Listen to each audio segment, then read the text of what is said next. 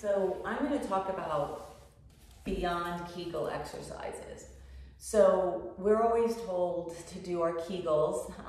It's one of the #1 instructions provided to women during pregnancy and postpartum. But just the Kegel is missing out on really what is needed in the body.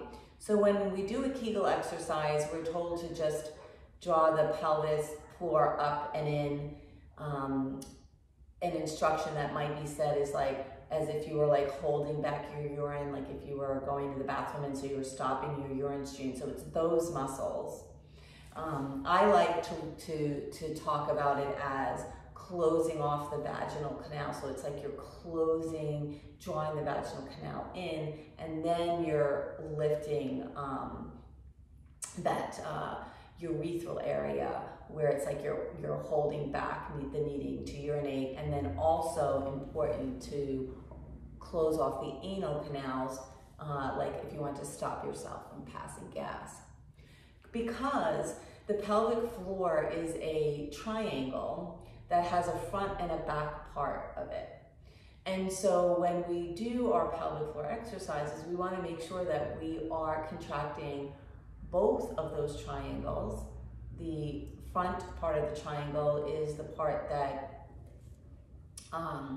people more associate it with stress incontinence and urine incontinence, and the back part of the triangle is more about defecation, or people who have some leakage of fecal matter or inability to not hold back passing gas. So when we do a general Kegels, all that is really always about is about just sort of that contracting, lifting up, and it's leaving out the transverse abdominis muscle, which is a main stabilizer of this space.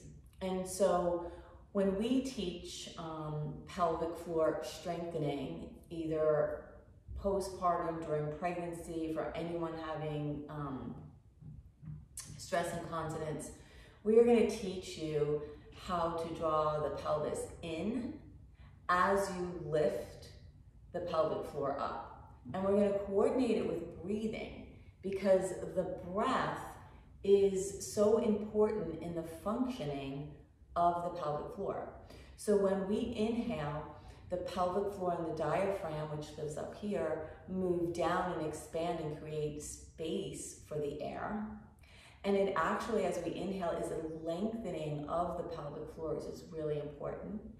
And then as we exhale, it's a contraction, it's a drawing in of the pelvic floor and lifting up of the pelvic floor and the diaphragm, while at the same time the rib cage moving in and down. Right? And all of those things happen in this like sort of almost like beautiful dance, so that it helps us manage what we call our intra-abdominal pressure.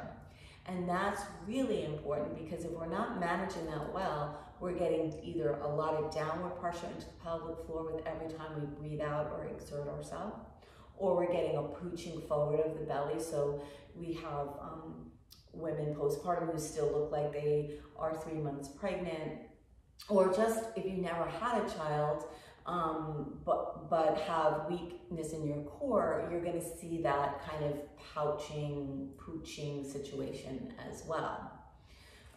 So when we teach to coordinate, when we teach strengthening of the pelvic floor, coordinating the breath, and using the transverse abdominis, we're getting the body moving in a really balanced way.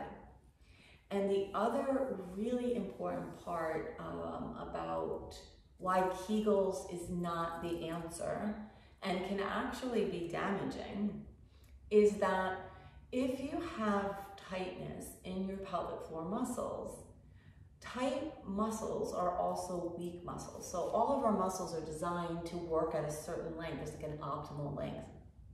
And if your muscles are short and contracted, they can't work as well. And so they get weak. So a lot of times people think, oh, I have weak pelvic floor, I have tight pelvic floor muscles, and so that means they're strong.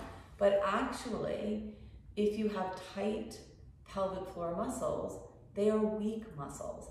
And if we continue to just do Kegel, Kegel, Kegel, contracting, strengthening, strengthening, we're going to actually make them weaker, because the contraction is not making them stronger, it's making them shorter and creates more weakness. And then these are the people who say, well, I've been doing my Kegels and I'm still having stress incontinence. I'm still leaking when I cough or laugh or sneeze or jump.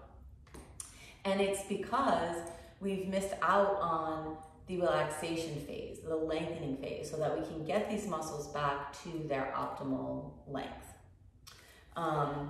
So we have the 360 breathing that we use. We have the transverse abdominis activation that we use, and we have the relaxation of the muscles of the pelvic floor with every breath work that we do, because in the breathing, when we inhale, we're lengthening.